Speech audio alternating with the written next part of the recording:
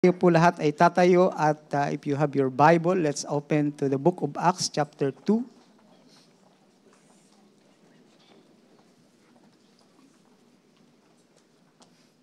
I would like to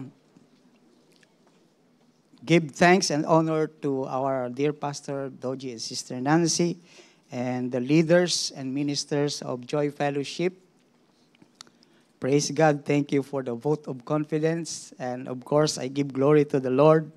Hindi naman lingid sa inyong aking kalagayan, mga kapatid. By the grace of God, I'm standing before you today, mga kapatid. Praise God. Sa kabutihan ng ating Panginoon. Hallelujah! Thank you, Jesus. At nahilingan po ako na mag-prepare or mag-pray for ng isang mensahe na may kinalaman about apostolic influence. Alam niyo naman ang ating tema this year is about apostolic influence. So, ang ating pong mensahe sa araw na ito ay paalala na lang ito, no, sa mga 2 years old and above na sa fellowship na ito. Marami na kayong narinig patungkol dito, at ito po ay paalala kasi ang sabi sa atin ang ating generation ngayon ay talagang pasama na, ng pasama, no? Amen. This is a perverse generation, mga kapatid. And kung noong araw, isolated lang ang sodomism or ang kasamaan sa Sodom at Gomorrah, ngayon ay halos napakaraming bansa na, mga kapatid, no? Praise God. So malapit na talaga ang mga araw. At paalala ito, mga kapatid, dahil kung hindi tayo maingat at tayo nakakalimot, baka hindi natin namamalayan ng iba sa atin ay some of us is already being, alam nyo na ibig ko sabihin, ano? Praise God. Alright, so, starting from Acts chapter 2, verse 38, andyan na ba kayo? Basahin natin sabay-sabay, mga kapatid. Then Peter said to them, "Repent and let every one of you be baptized in the name of Jesus Christ for the remission of sins, and you shall receive the gift of the Holy Spirit. For the promise is to you and to your children and to all who are afar off, as many as the Lord our God will call." And with many other words he testified and exhorted them, saying, "Be saved from this perverse generation." Then those whom gladly received his word were baptized, and that day about 3,000 souls were added to them. And they continued steadfastly in the apostles' doctrine and fellowship, in the breaking of bread and in prayers. Let's raise our hands, mga kapatid, and let's all pray, mga kapatid. Hallelujah. Yes, Lord God, Jesus, bless. Hallelujah, the reading of your word, Lord Jesus, we pray. We desperately need you today, O Lord God. Lord, that your Holy Spirit will break forth. Let it break forth, Lord God, among your people today, among the hearts and minds, hallelujah, of everyone that is in this place, even in our guests and friends today, Lord. And speak your words, O Lord God, lovingly, kindly, O Lord, with authority, O Lord God, Jesus, that we will be empowered, that we will be inspired, Lord God, to do thy will, O Lord God, in our lives, O Lord God, and we will leave this place totally changed, O Lord God, and all the glory, O Lord, in the name of the Lord Jesus Christ. And everyone says, Amen. Amen. Clap your hands to the Lord one more time.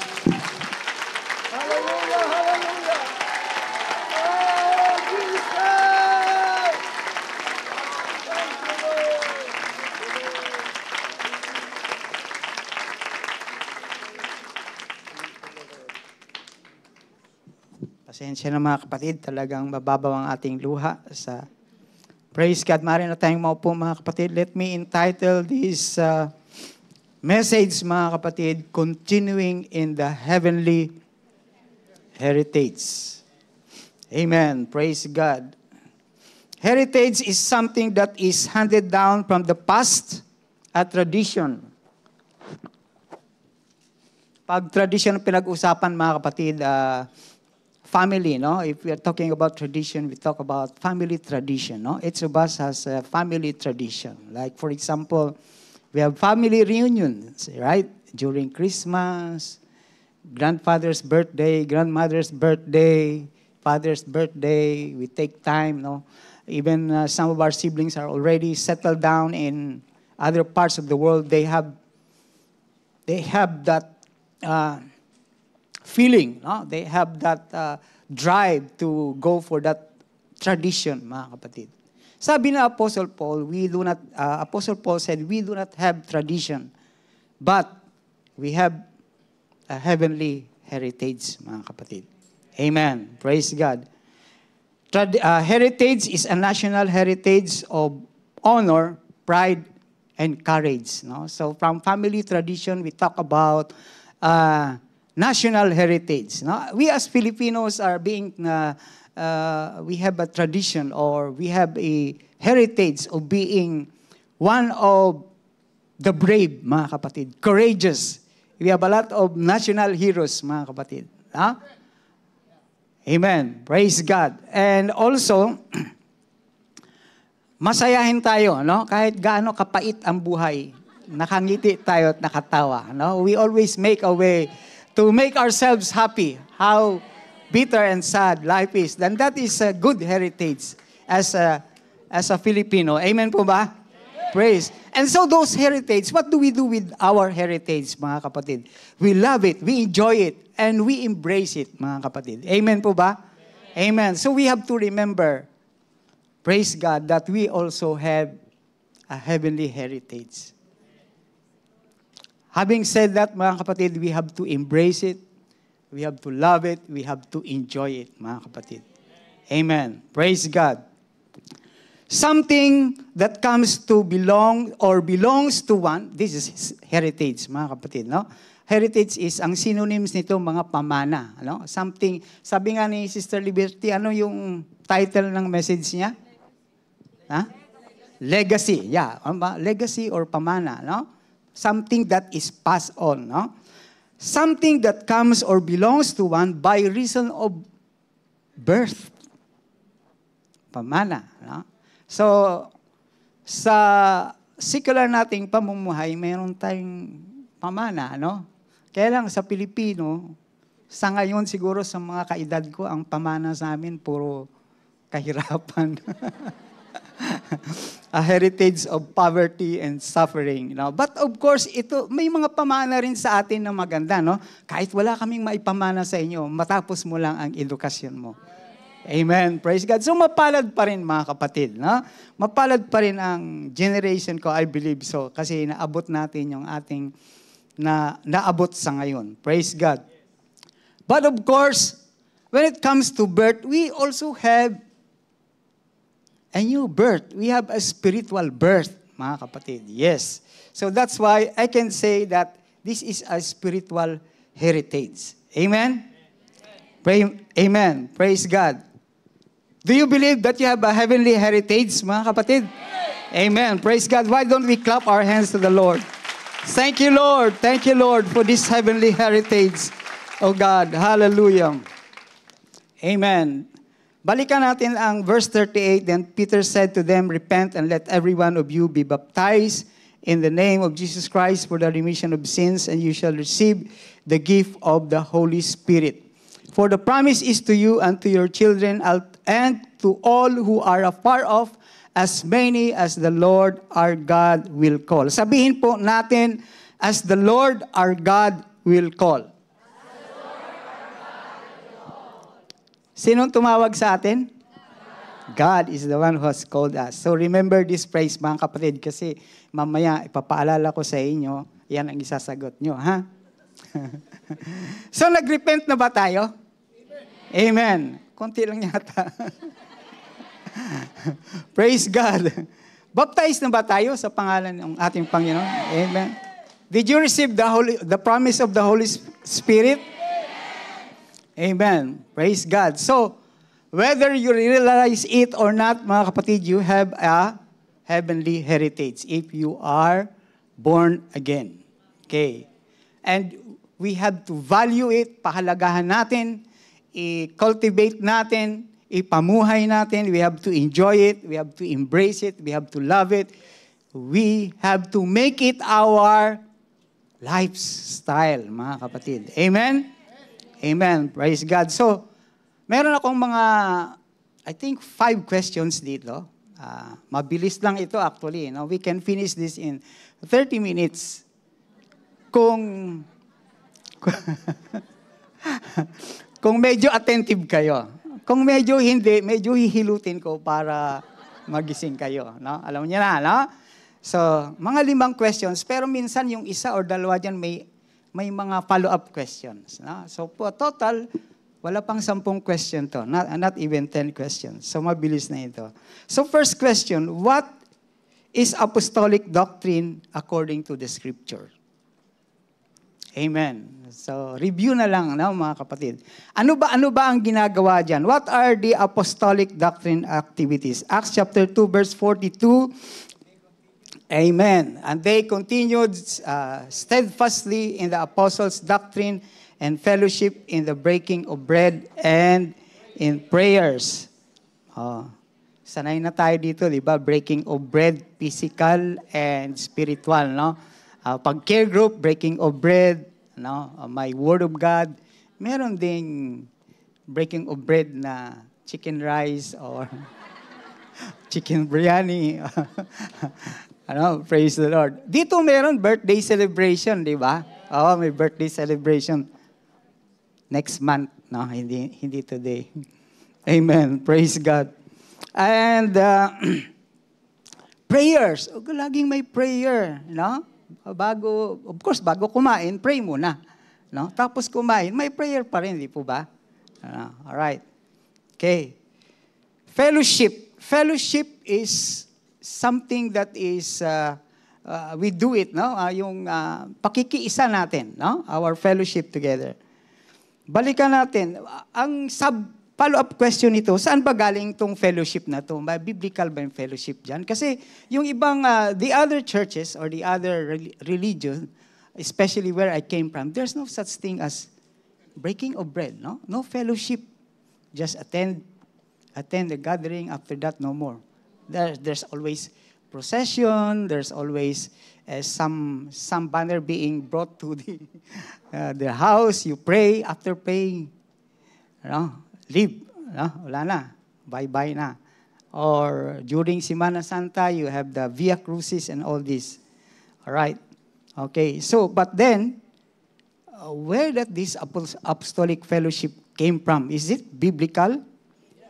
Yes, amen.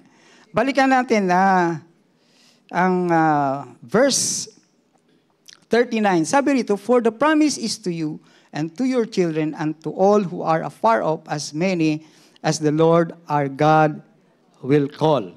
Amen. So, second follow-up question. Kailan? When did we receive the promise? When we were born again, right? We received the promise. Kasi hindi kompleto, no? Well, I would like to address our guests and friends. Yung binasa natin, repent and be baptized, every one of you. So, there is a promise. This is not a promise from this fellowship, but this is the promise from the Word of God. A promise of the Holy Spirit. And this is the second part of the plan of salvation of God. So this is God's part to give you the promise. But you also have to do something. What you will do is to repent and be baptized in the name of the Lord Jesus Christ. Why in the name of the Lord Jesus Christ? Because He suffered and died for our sins. No? So sabi nga, repent and be baptized for the remission. Remission, not only forgiveness, but remission. No? Amen. Praise God. So repentance is, first of all, it's acknowledging that God is the source of everything in your life. And repentance is also a symbol of death. Not a physical death, but a spiritual death. Simply means that the life of the person that you are living for in the past will now be gone or will now be dead. No? The guy or the person this old person must die to itself, spiritually, and that is repentance. And so, if you die spiritually, then you will be buried spiritually by baptism and in the name of the Lord Jesus Christ. So, you will receive the promise. Okay? So, yun ang first question natin, second follow-up question natin kanina, no? When? So, the next follow-up question, why did we receive the promise? Why? Okay, the answer can be found in 1 Corinthians chapter 1, verse 9. Sabi ron, God is faithful by whom you were called into the fellowship of His Son, Jesus Christ, our Lord. The promise is given, not only that you will be saved, but then you will be in fellowship with the Lord Jesus Christ. No? Fellowship in His death, burial, and resurrection, mga kapatid. Of course. Amen. Praise God. So, breaking of bread, both spiritual and physical. So, next question na tayo. Second question. How did this apostolic heritage continue through the ages? Paano ito nagpatuloy? It started more than 2,000 years ago, and somehow, after 200, 300 years, it died down, mga kapatid. No?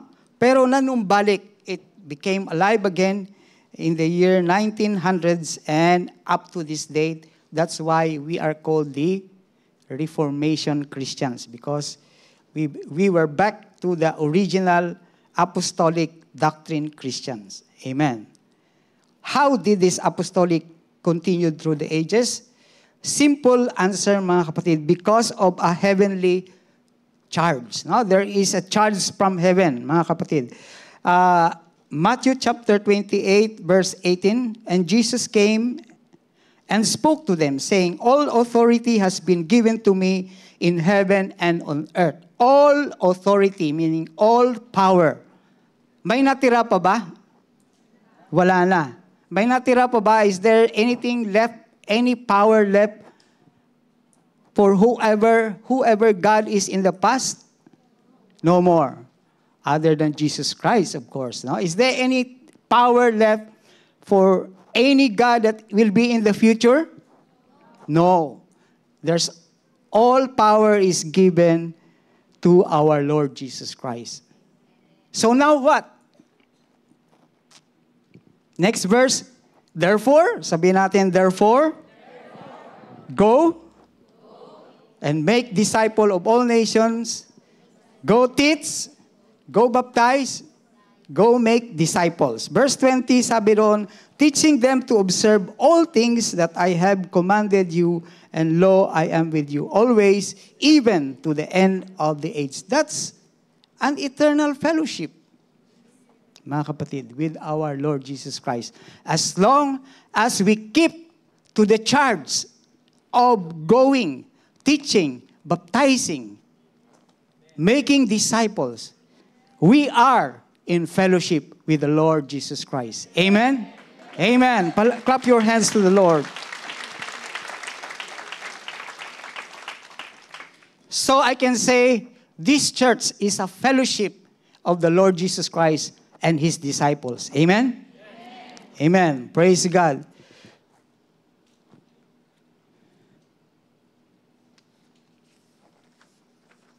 Tapos na yung kalahating page. 1.5 page lang ito actually, mga kapatid. No? So, kalahating page. Mabilis tayo. Pang-ilang question na tayo? Pangatlo na, no? Oh, pangatlo na. What is the apostolic doctrine attitude? Ito magandang pag-usapan, attitude. What is the apostolic doctrine attitude? Acts chapter 2, verse 43 to 46. Ayan, mababasa natin. Ano? Basahin natin sabay-sabay, mga kapatid. Then fear came upon every soul, and many wonders and signs were done through the apostles. Now all who believed were together and had all things common, and sold their possession and goods, and divided them among all as anyone had need. So continuing daily with one accord in the temple, And breaking bread from house to house, they ate their food with gladness and simplicity of heart. Andyan yung mga apostolic attitude. Merong godly fear, merong unity, merong charity, merong gladness, merong simple heart. Praise God. Ang gaganda, no? Na-realize nyo ba yun, mga kapatid? Na meron tayo dapat niyan? Meron ba tayo niyan? Do we have that? Amen. Oh, may tumatawa. Hindi siguro araw-araw. No? Gladness, of course, I can see you have gladness. Amen. Praise God. Now, let's talk about godly fear, mga kapatid. Amen. Dito ko ba itatakil yun? Nawala ako kasi iniwanan ko yung laptop ko doon. Papel na lang. Okay. Ang godly fear, mga kapatid, hindi ito, godly fear actually is not about being afraid because of punishment. Right?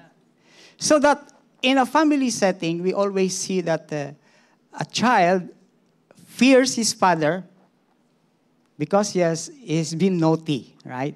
And he has, somehow the rod was used, no? Napalo. Natakot ngayon. So when he's got the punishment, what happens? He's afraid to come. No, he's afraid to come. Alam niyo mga kapatid, at this point, let me remind us, when we study the scripture or when we read the Bible, let's try to engage with the Word of God. I always tell this to our District 7 when I in the morning when I have the chance to teach. When we study the Word of God, we have to engage with the Word of God. Not just try to understand, comprehend, and try to get the meaning out of it. No. Try to engage. Why such statement? What is in the mind of the writer when he did this? What compels him? Ano ang nagtulak para sa kanya isulat yon? Ano ang purpose? Ano ang setting? Ano yung background? No? Para may complete picture tayo. That's the first thing you should do.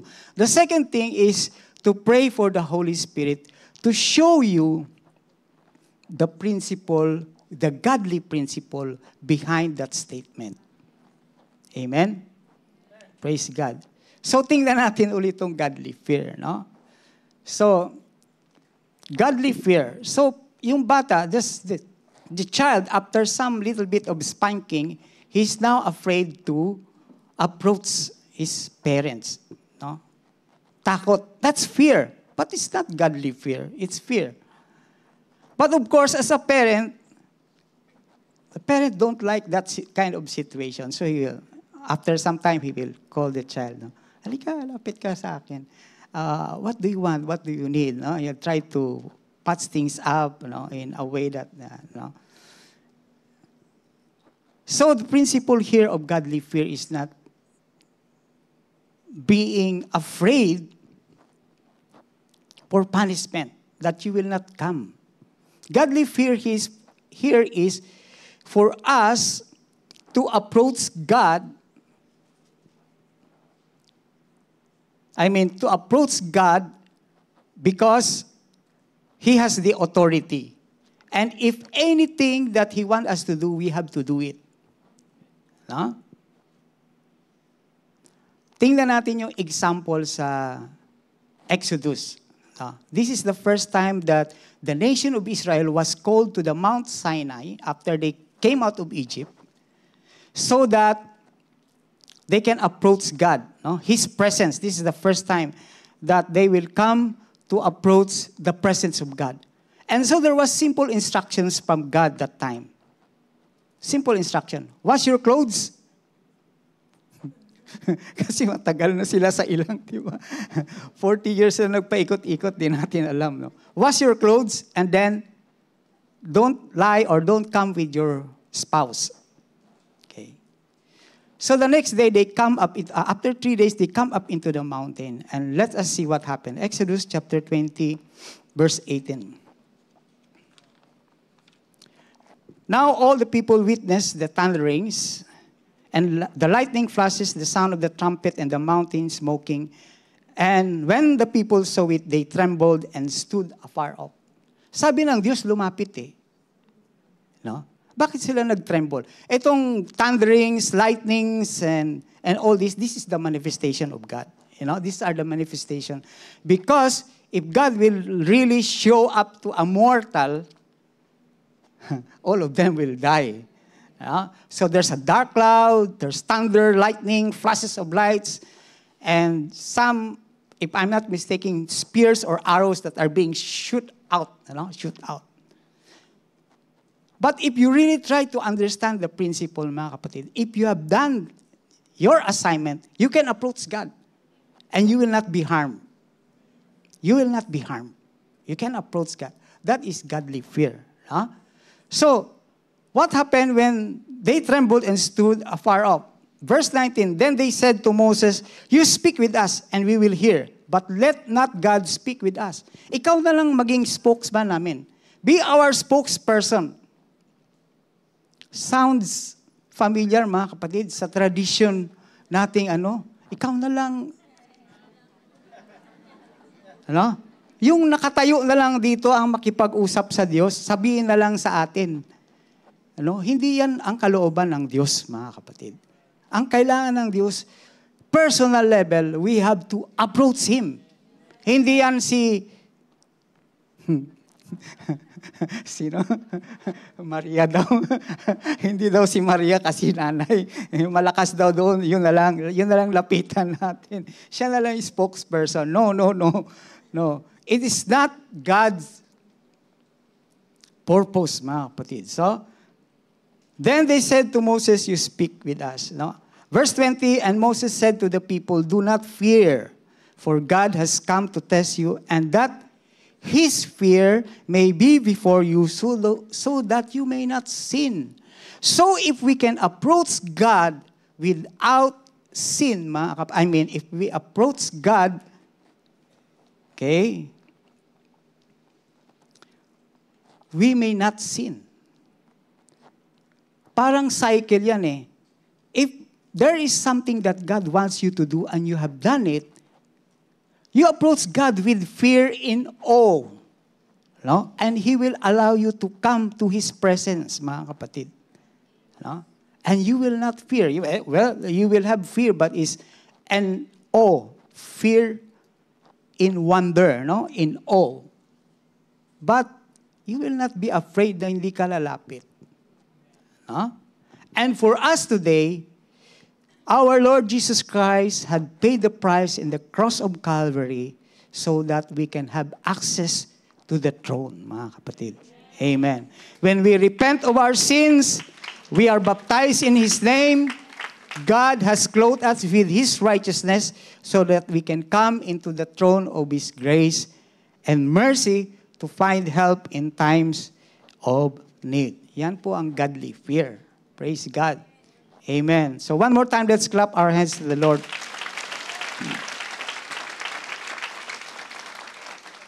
Magandang pag-usapan to ang next, mga kapatid, unity and charity. I think the other two is yung gladness and simple heart. Kasi pag glad tayo, sige, mamaya. Alright, so verse 44, now all who believed were together and had all things in common, and sold their possession and goods, and divided them among all as anyone had need.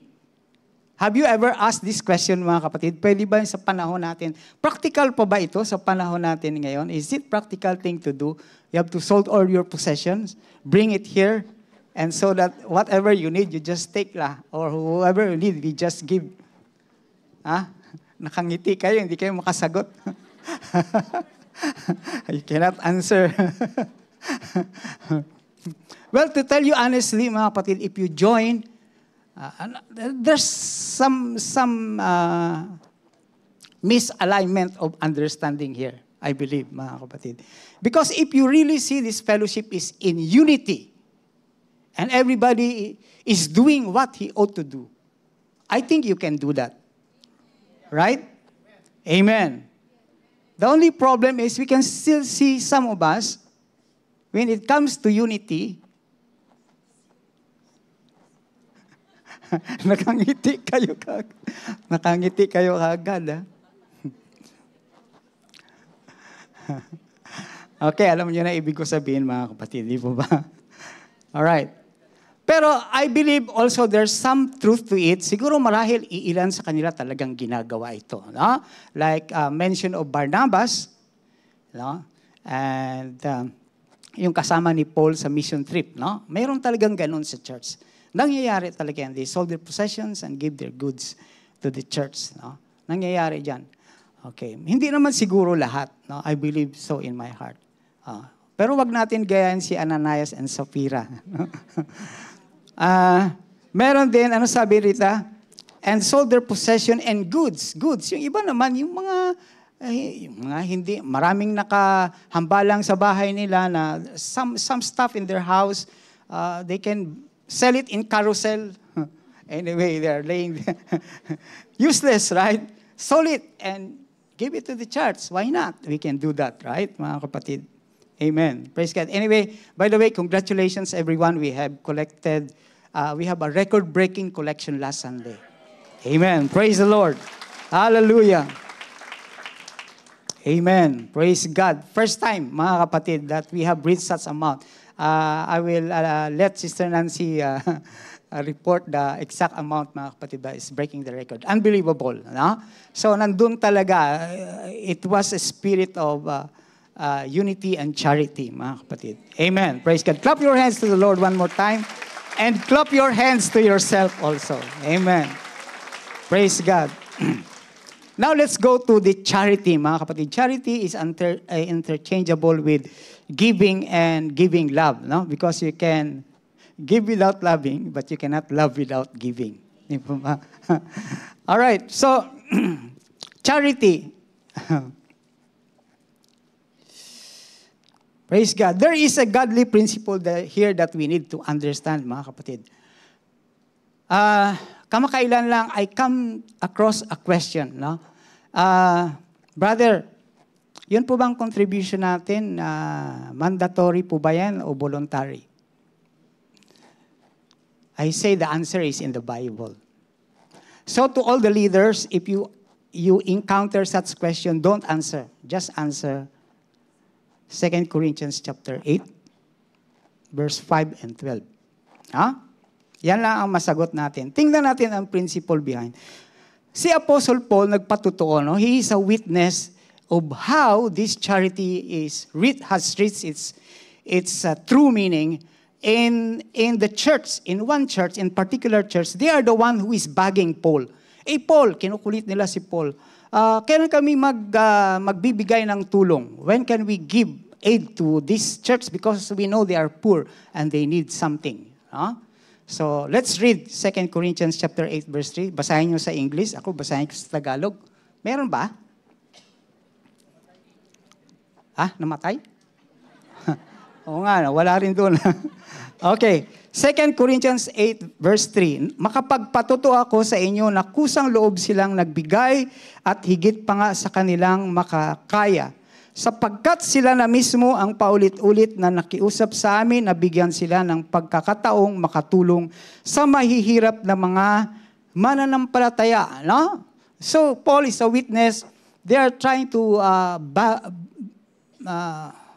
ba yung English ng kinukulit?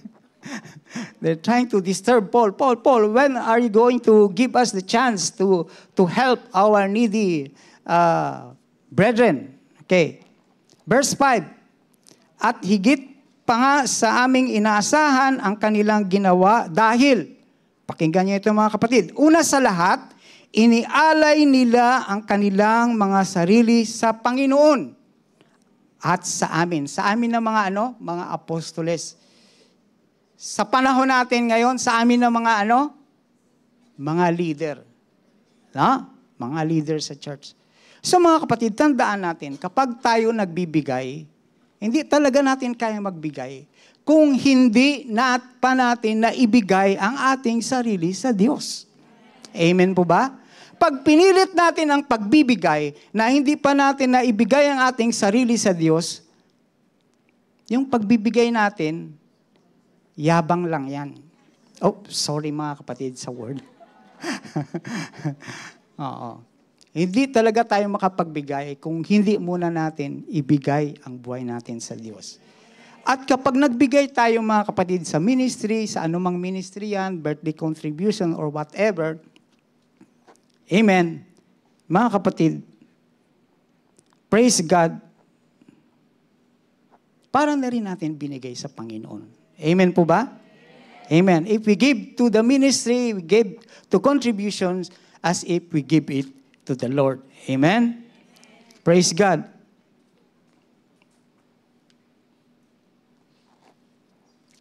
Ulitin ko lang, verse 5, at higit pa nga sa aming inaasahan ang kanilang ginawa dahil sa una sa lahat, inialay nila ang kanilang mga sarili sa Panginoon, sa amin at ayon sa kalooban ng Diyos. May hirit pa ang iba dito, alam ko. Paano kung talagang wala kaming maibigay? Verse 12. Ang sagot nyo, verse 12. Okay. Sapagkat kung kusang loob ang inyong pagbibigay, tatanggapin ng Diyos ang anumang makayanan ninyo. Hindi niya kayo pinagbibigay ng hindi ninyo kaya. Alam ng Diyos kung walang-wala kayo at wala kayong maibigay. Hindi nyo na kailangan humirit pa, no? Hindi nyo na kailangan mag-question pa, voluntary ba yan o mandatory? Voluntary o mandatory. Kahit naman siguro anong isagot, wala ka rin maibibigay. Praise God.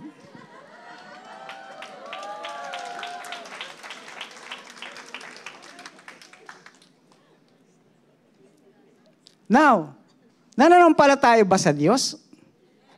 Siya ba ang tumawag sa atin? Remember, ano yung sinabi ko sa inyo kanina? Ano yung remember? As the Lord our God shall call. Kung Diyos ang tumawag sa atin, di ba, sabi niya sa kanyang mga salita, He will supply our needs. Amen. May isa pang principle, mga kapatid, no? Gustong-gusto rin natin to. Delight yourself in the Lord and He shall give you the desires of your heart. Desire mo bang makapag-contribute? Saan galing yung desire na yan? Galing yan sa Diyos. Pwede ka bang manalangin? Pwede ka bang manalangin na, Lord, gusto kong magbigay, pero wala ako ngayon. Paano yan? Pwede ka bang manalangin? Of course. Pwede kang manalangin. Yun ang principle ng ating faith promise. Di nyo ba alam? Ang faith promise works this way. Lord, kung meron kang blessing na ibibigay sa akin buwan-buwan, $100 yan sa inyo. Or kalahati niyan sa iyo. Bigla kang binigyan ng angpaw. $1,000. Magkano sa faith promise mo doon? 500. Bigay mo. Ayaw mo pa, may 500 ka. Yan ang faith. Yan yun, mga kapatid. Ano? So, sarado na natin ang usapan dyan. Okay. Okay, so pang-apat na question na tayo mga kapatid kasi napatagal tayo no? Praise God. What are the apostolic doctrine result? Ano yung mga resulta mga kapatid? What are the result? Verse 43 ba nakalagay? Apostolic doctrine result. Next slides please. Gusto ko lang makita. Next slide. Wala. Okay. Then fear came upon every soul, yung godly fear nga. And many wonders and signs were done through the apostles. Signs and wonders. Maganda rin pag-usapan to mga kapatid. Gusto nyo ba? Godly fear na pag-usapan na natin. No? Signs and wonders. Alright, signs and wonders. The Holy Spirit who empowered the saints to perform miracles and signs.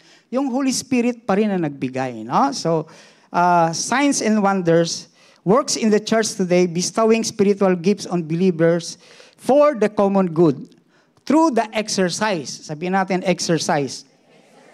of these gifts such as healing, prophecy, and tongues, the church demonstrates the power and presence of God in the world. So, kapag nag-manifest ang signs and wonders sa isang fellowship, the world will see it and they will acknowledge that these are from God. No, mga kapatid. No? So, nandyan yung word of wisdom, word of knowledge, discerning of spirit. Alam niyo itong discerning of spirit, mga kapatid, kung ine-exercise natin to, hindi tayo, we will not fall victim to scammers. Natawa kayo, ah. Totoo po ito. Paano nabibictimize ang paano nagbibictimize ang mga scammers? They hook you up with your greed. Yung kasakiman. O ito, sandali lang yung pera mo, tutubo ng tabo. Tutubo ng tabo-tabo, ibig sabihin. Alright. No? So, akala mo, ayan, so, anong nangyari? Greed, no? Pero kung may discerning of spirit ka, greed ang nag-ooperate dyan. Hindi tayo puubra dyan. No?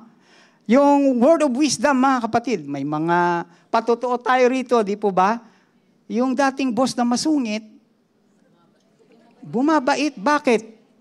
Nagkakaroon sila ng word of knowledge, word of wisdom, mga kapatid, kung paano i-handle yung angry boss nila. Word of knowledge, mga kapatid, minsan may nagpatuturo rito, no? Sabi niya, buti na lang, nasumpungan ko nandito ako sa church ngayon. Kung in-exercise ang aking gift ng word of knowledge, kung hindi, kasama sana ako doon sa Lucky Plaza, di ba? May nasagasaan doon, bumagsak, bumaba doon sa New Year pa naman. Naalala nyo? Oh, yan. Pero, amen. So, dito meron din prophecy, tongues, interpretation of tongues. So, kanina may nag-message, no? Praise God. Naalala nyo ba kung anong sinabi? Yes, keep holding on to the promise, mga kapatid. Praise the Lord. So, kailan exercise din natin, no? Miracles. Miracles is yung mga change life, no? Healing and faith. Amen. Praise God. Next result, mga kapatid, is apostolic governance, no? All these signs and wonders were done through the apostles, no? So, kung walang mga apostles, walang mga leaders sa church, ay walang ring resulta, no? So, why do we have leaders in the church? Acts chapter 6. So, may dalawang component actually ang activities natin dito sa church, mga kapatid. One part is ministry of the word and prayers, and then yung mga administrative, no? So, yan ang pinakabuod niyan. And, of course, kagaya nito, kung wala tayong mga administrative ministries dito, mga kapatid, no? Halimbawa, sa ushering natin, lahat siguro yung gustong malamig na area, nandun lahat sa isang, yung mga ayaw sa malamig, nandun sa isang corner. So, dito mga kapatid, may mga ministries tayo para magkaroon tayo ng kaayusan. So, kailan makita ang ating unity and kaayusan natin, no? Ang order natin. Amen. So, verse 1, sabi ron, now in those days when the number of disciples were multiplying, there arose a complaint against the Hebrews by the Hellenists because their widows were neglected. May mga napapabayaan talaga, no? So, pag may napapabayaan, okay lang, i-feedback natin. Linggo-linggo, nagmi-meeting naman ng mga leaders, pinag-uusapan yan. O, anong mga na-observe natin na hindi maganda kanina, pinag-uusapan yan. At naglalagay tayo ng mga rules and regulations. Hindi yan rules and regulations para maging stricto tayo, mga kapatid, that rules and regulations are here to regulate para maayos tayo lahat. No? Kasi kung hindi, lahat puro may reklamo. Amen po ba? Amen. Alright, so sabi rito, therefore, brethren, seek out from among you 7 men of good reputation, full of the Holy Spirit and wisdom, whom we may appoint over this business. So meron talagang other business dito sa church. But we will give ourselves continually to prayer and to the ministry of the word. And the saying pleased the whole multitude, and they choose. Okay. So, amen. Tapos na yung isang page. Kalahati na lang. So, isang question na lang natira, mga kapatid. So, what kind of atmosphere an apostolic church should be? Amen. Anong klaseng atmosphere meron tayo, mga kapatid? 46, 47. So, continuing daily with one accord in the temple and breaking bread from house to house. So, mayroong pagtitipon na malakihang kagaya nito sa templo. Meron din breaking bread from house to house, mga care group natin, mga birthday celebration, mga GPR natin, mga kapatid. They ate their food with gladness and simplicity of heart. 47, praising God and having favor with all the people, and the Lord added to the church daily those who were being saved. Amen. Praise God. Alam na natin ng praising God na atmosphere. Di po ba, mga kapatid?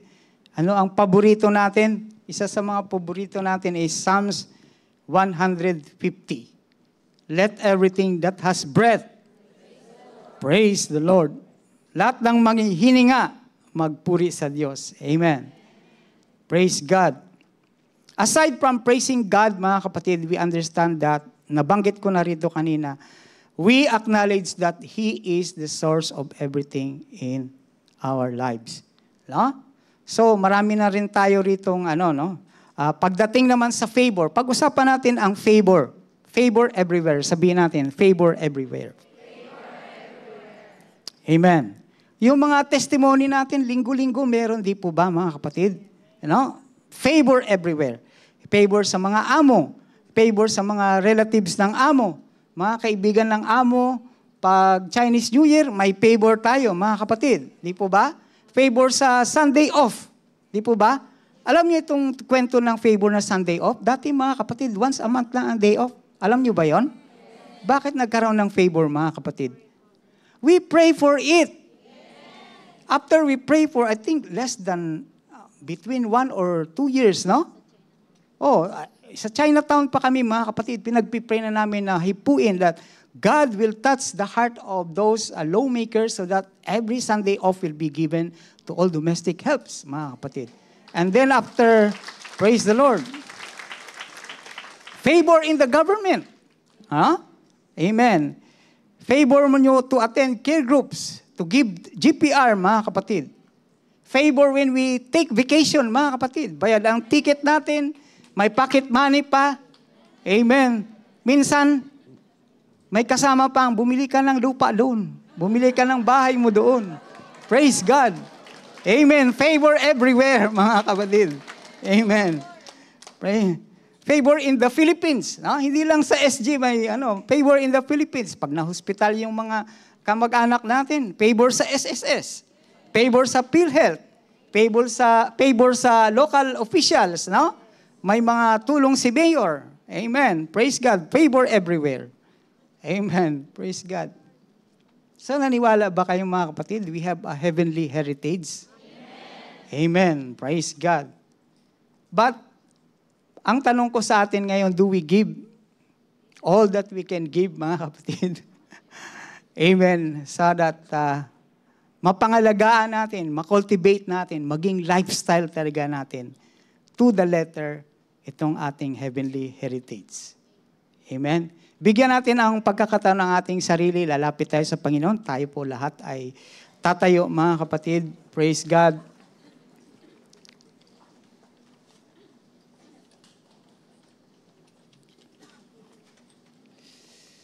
Praise God. Siguro tulungan muna natin yung ating mga first-time guests. We invite our first-time guests dito sa harapan.